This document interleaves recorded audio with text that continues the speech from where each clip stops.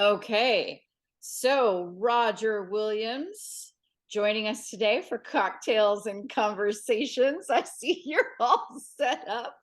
I love it. I love it. Tell them a little bit about our drink this afternoon before we kick in to So we, everything else. yeah, if we can make it through, I think. Yeah, so this is an Italian spritz. It's made of prosecco and some spritz cocktail mix stuff. So yeah, when I was in Italy, I usually had it on ice. So that's what I'm doing today. I've actually didn't chill the prosecco, but I actually have ice in my glass. So I will take it. I will take it. All right, so I want to see you pop that bad boy open. I yeah, already popped mine, so that cork moment is. yeah, there you go. Let's see if we can get that done. And I don't take out some of my equipment in the process. That would be good. And if the screen goes black, we will know. That's right. You'll know what's going on. So Here we go. good. Yay! Got a All little smoke right. going and everything. Yeah. Okay. So I got made fun of mercilessly in Italy because I couldn't say spritz How are spritz. you supposed to say it? Well, I think they want you to roll your R a little bit, and I just can't do Spritz? that. Like Spritz, it's yes, spritz? All yes. right. Your ingredients, sir, start with 6 ounces of Prosecco. Okay. So count to six. And then I love this cute little spoon. Did you open your bag? I Yes. really cheated yesterday and opened. Yeah, isn't that adorable? Awesome little kit, as I know. we were So we're saying supposed before.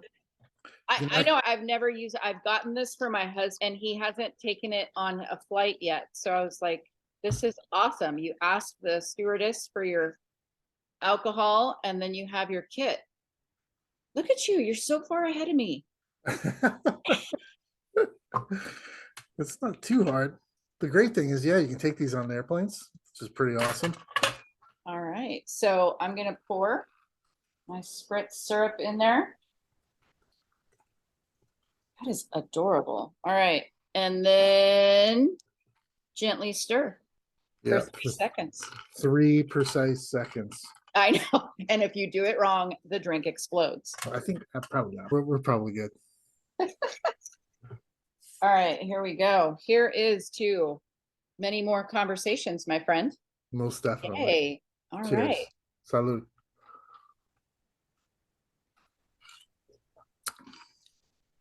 Ooh, Yep. that's not bad. No. That's not bad. In Italy, you can actually get Aperol spritz like in a bottle, already pre-made and everything. You Yes. just, but it's like small, like you're drinking a beer bottle. It's the craziest thing in the world. I Fun. had an Aperol spritz while I was over there and they added bitters to it. Mm. And I don't need any more bitter than my own cynicism. There you go. So I recognized that bitters are not for me. So I would have to go very light on the bitters if I was going to do that. Yeah, But huh? I'm not much of a drinker, Okay, so I'll try to hold this liquor as best I I've can. corrupted you. That's right. So I walked the Camino de Santiago a couple of years ago, and one of my favorite stories is that alcohol's super cheap in Spain, just super cheap. You can buy good bottles of wine for $2 a bottle. It's just super cheap. And I was with a group of older folks that like to drink a lot, Okay. and I didn't drink that much, and I usually just had cokes. And one of my Spanish friends says, "You don't drink, you just drink Coke." And I'm like, "Yeah." And so it's no big deal. It's not because of anything. It's not because I don't drink because I have a problem or anything else. I just didn't grow up around it, so I didn't drink. He goes, I order you something. And he ordered me a Calimocho. And I'm like, I'm not sure. He goes, no, trust me, you'll be fine. So they bring it to me and I sip some and I'm like, oh, this tastes really good. I'm like, what is it? He goes, it's 50% red wine and 50% Coke. Oh, Yes. It's called a that is Calimocho. not a combo that I would have thought of. I understand. He's like, you're gonna love this. And I did. I said that's what I drank the rest of my trip. So it was nice to have those Cali, Cali Cali, Cali Mocho. Mocho. Cali Cali Mocho. Mocho. Always good to meet locals that know what they're doing. That's for All right. sure. All right. So I want to talk about your book, okay? Because on our one of our last conversations, we really talked in depth about creating intention around travel. And you, sir, are the chief crosser offer of your bucket list lifestyle. And Exactly. bucket list is when that term immediately comes to mind for people, they're thinking conquest, consumption, but you argue for something different. This isn't a tourist consumption activity. Can you talk about that a little bit more? Yeah, I think it's as I started this bucket list lifestyle, it was like a lot of people, 95% of Americans would say they have a bucket list, but they don't have it written down. Only about 40% of people would say they actually have it written down or are intentionally crossing stuff off of it. And so when I heard that, I was very intrigued by the history of the bucket list. And the truth is that it's only been around since 2007. The movie was actually the first mention of the idea of a bucket list. Now, That is people, crazy. yeah, people may have had some idea of things they wanted to do before they died and things they wanted to get done so they wouldn't regret never having done them, that kind of thing. But like the actual term bucket list does not appear in the English lexicon until that movie came out. So I find it very interesting how diverse the bucket list lifestyle landscape can be sometimes. And one of the interesting things to me was is that in the movie, yes, they went to Egypt and they went to the Himalayas and they traveled all over the world and did all these crazy things. But at the end of that movie, no spoilers intended, but here come spoilers. The thing that they found was actually the most profitable thing that they could do on their bucket list is spend time with their families. Like Mhm. in the movie, that is what the outcome is at the end, is that they both go back and reconcile with their families. So for this whole and almost industry, I had a friend message me yesterday from Vegas saying that one of the sides of the hotels that said live out your bucket list here at the whatever. So the terminology is everywhere, but there's seems to be lots of different takes on it. And Yeah. so as I was traveling around and last in 2021 I took a gap year, stopped working for other people, just started working for myself, intentionally started traveling and crossing things off my bucket list. I actually discovered I was being successful at it, not because I traveled places and done it on the cheap or any of that, but because I was really finding joy in my experiences. And so I asked myself the question, why me? Why is this happening for me? And it really boiled down to that I had set an intention for my bucket list. I knew why I was doing this. I had my why in my back pocket, and my why drove what I put on my list and what I crossed off. And when I crossed it off, it was really the driving factor. And I didn't really see setting an intention in other spaces in the bucket list realm. And so I really latched onto that idea and made it the focal point at the beginning of my book, saying, this is the key to success here of making your list your own and being driven by it and all those things that I had experienced through my travels and through taking on this lifestyle. I really found that setting that intention was the one factor that really made me feel successful. Yeah. Yeah. And you actually, you talk about skydiving in Mm, your book, right? You bring up the fact that, yes, you want to skydive, and that's common. My husband, when he turned 30, skydive. That is not a question I need answered. I don't, that's not my thing. So I get that it is completely uniquely your own. You even take a twist on it, and you don't want to just skydive anywhere. Do you want to tell everybody what yeah, your twist on it is? if I'm going to do that, if I'm going to jump out of a perfectly good plane, I want to have a really good view Yeah, on the way down. And yeah, so I have a lot of friends that have skydived in Indiana and Iowa and other places. And a couple people have done it over Vegas, but I really want to see something as I'm dropping. And so Dubai probably would be a really good place. I just had a friend who skydived over the Keys down in Florida, which oh probably would also be really beautiful view. yeah, But for me, it's like I want that something else, right? To have a different perspective. That the experience isn't just the experience, it's the culmination of everything that goes into it. And so I have a friend who probably would go with me. And I'm going to ask him when I see him in a couple months. I'm going to say, hey, would you do this? Because he has done it before. He did it in the military. So it's something that he probably would enjoy doing. And it would be a lot of fun to do it together with him at the same time.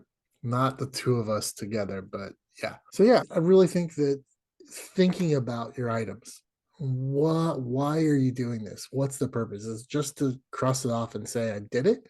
Like a to-do list? How many of us find joy in our chores? If it's just a chore, if it's just to keep up with the Joneses, there's probably not as much joy in it as something you could go do that's really intentful of saying, this is me. This is something that brings me joy. This is something that speaks to me. One of the things in the book that I talk about is I'm a minimalist. I don't have a lot of stuff, but I do have a lot of comic books.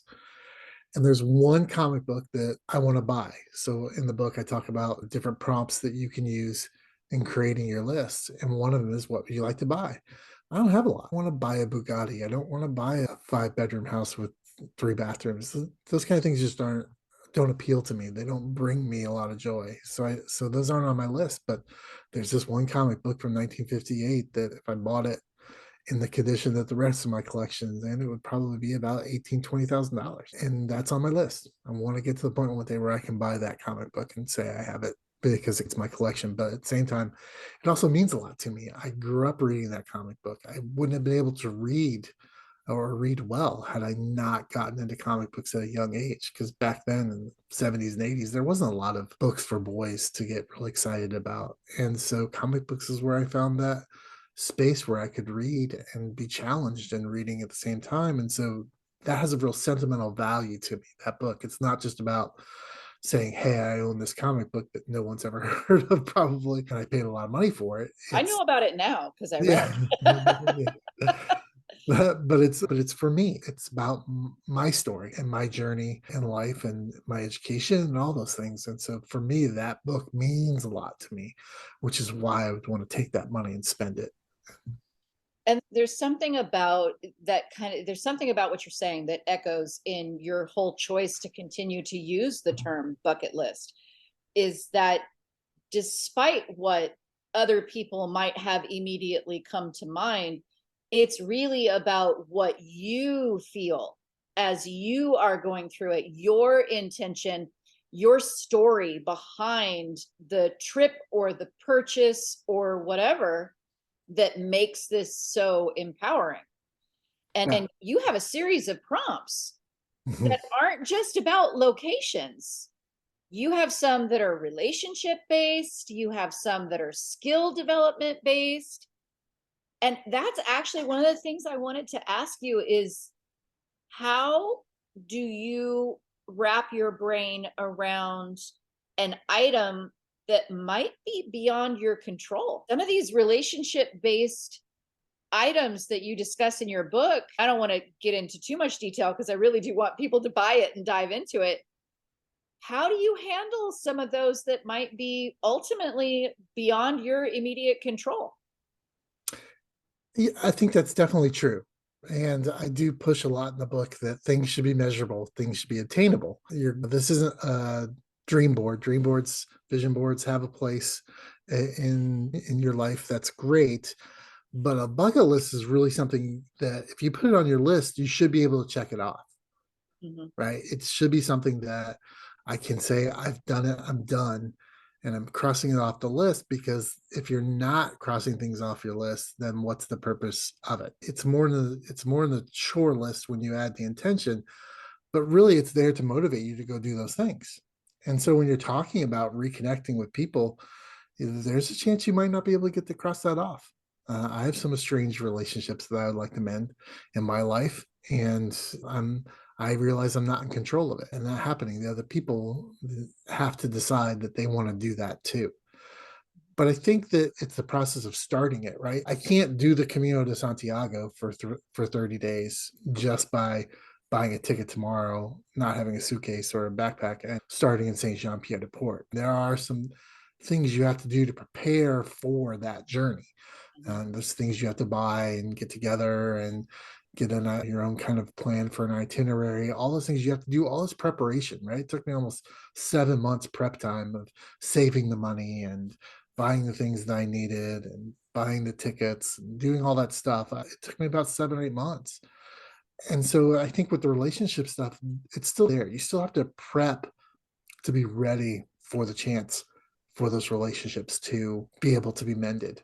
And so you have to put yourself in a place where they can be on your side at least, so that if the chance happens, you can take it. So I think there's a lot of that in all the different areas of having a bucket list of prepping yourself for having that experience. And sometimes we run into life and we run into experiences that we didn't have on our. An example that I have is when I was in Italy last year, my father passed away, and I had to go back to Indiana from Italy, and then I went back to Italy to continue my trip. But I didn't have a suit. I didn't take a suit with me to Italy, and I told my partner, "Hey, just grab my sports jacket out of the out of the closet and bring it with you." She can't wear that. It's Elvis would wear something like that. You can't wear that to your dad's funeral. You need a suit. Oh, how can I leave it in 4 or 5 days? How can I get this done? And I just opened myself up to the universe and popped open the Google machine and said, suits, Triste, Italy. And I wound up going to this kind of out of the way location with this young guy and his fiance owning the shop. He was an artist and a tailor, absolutely exquisite work. And I said, like, I need a suit in 5 days. And he's like, oh, I don't know. And he pulled his suit off the rack and he put it on. And it was just like minor adjustments to this handmade crafted Italian suit. And so I was looking in the mirror, and just my first thoughts were like, oh my gosh, this is going to be so expensive, right? Hand tailor suit in Italy, it's going to break me financially. And sitting there looking at myself in the mirror, I'm just like, doesn't matter. My dad's worth it. I'm gonna go celebrate my dad, and I might as well look good doing it. And it turned out that it wasn't as bad as I thought, which is good. He got me a little break, and it wasn't too bad. It was more expensive than a Men's Warehouse, but a lot less expensive than a Christian Dior. It worked out, but I never would have, if I hadn't opened myself up to the universe, gotten a fine handcrafted Italian suit. That was just not on my radar. But when you start living your life with intention to say, it's about joy, it's about experiencing things, those things just happen and they just roll into your life. And afterwards, I was telling my partner, I said, should I put it on my list and then cross it off, or just not worry about writing it down? But when you're living life to its fullest, to bring yourself joy, I think that just more and more opens up to you, and you get those chances to actually experience things that just living in a small little box doesn't afford you. Yeah. And the fact that you opened yourself up to that possibility, that's what I think. Maybe I'm getting woohoo shishi here. I don't know. But you opened yourself up to that and it happened. You led yourself to that. Right. So it's not so much about maybe what's in your control. Maybe it's more about what you open yourself up to. Yeah. And you have a lot of people that I talk to, like, I don't have a bucket list, I just live life. And I'm like, fantastic. That's great. Nothing wrong with That that. that's my hidden curriculum, right? That's where I want everyone to wind up. If I people read my book or they listen to the podcast, I want them to wind up in a space and in a place in their life where they're open to whatever life brings them. But we all aren't. And to me, a bucket list is these baby step to getting to this point. And even a bucket list can be really difficult for people to figure out what they want to put on it, what their intention is, what they want to put on it, where to start crossing things off. That's the whole reason I wrote the book. But eventually, as people live this lifestyle, my hope is that they just come to exist in a world where they're constantly trying to experience stuff and being open to experiencing new things. Yeah. Your prompts are priceless. That was the part because I'm prone to, okay, place, I want to see, I want to do, I want to go. And I'm realizing, okay, but hang on a second. Some of these prompts are making me think outside the box. You even talk after the prompts about how you want to tackle them. You talking about doing this alone or with others? And that one stood out to me because being an only child, Mm. I was alone all the time. And being an only child in a family that moved constantly, I was alone and starting over all the time. And so when I do most of what I do, it is with others. Like I've told my immediate family, my boys and my husband, it's you guys are team Silva, right? We are a unit. and we go in a group, because to me, that is the luxury. And so when you started with that challenge of, is it scary? If you do something alone, maybe it's exactly what you need. Because when I put down, my intention was to feel more empowered and to empower others. So if that's my intention, if I want to be empowered, the way I tackle the list becomes a piece of it too. Have you had anybody react in a similar way when they went through the book and talk to Yeah, you about that? yeah, a couple people. And for me, it goes back to that intention, right? You set your intention, Yeah. and that you can create items on your list based on that intention. And then you can cross things off through that lens as well, right? The things you choose and how you choose to do them, it gets dictated by that intention. So one of the things I did when I traveled for 3 months last year, I went to Costa Rica, Spain, Italy, Israel, and London, United Kingdom. And that itinerary, I went to go write a book. I wanted to be away from everything, and kind of, because writing the book was on, not this book, but writing another book was on my bucket list. And so I wanted space to be able to do that. I wanted to be someplace where I may not know everybody and I get distracted, or I may not know the language and get distracted even more by meeting people and that kind of thing. But I did want to go places where I knew people. Yeah. And so everywhere the things that I did and the things that I crossed off my list were centered around, again, that community of people, those friendships that I built on the Camino that I intentionally wanted to create when I went on the Camino. I got to reinforce those by going and visiting people. I think I saw 24 different people over 90 days that I had met along the way on the Camino.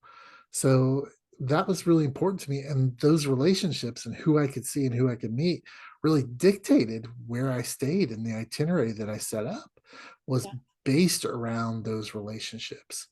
And so I think that it's very important to have that intention so that you can use it, like I said, as a lens to look at crossing things off. I have friends who always wanted to see the Grand Canyon. Mhm. And he also wanted to play in a poker tournament in Vegas. And there were several things they stacked together. I'm sensing a combo. Yeah. Yeah. So he stacked a lot of things together based on for reading my book, that he took a bunch of different things. Vacation with his wife, they're expecting a baby, so this is going to be like the last big hurrah before the baby came, on their own.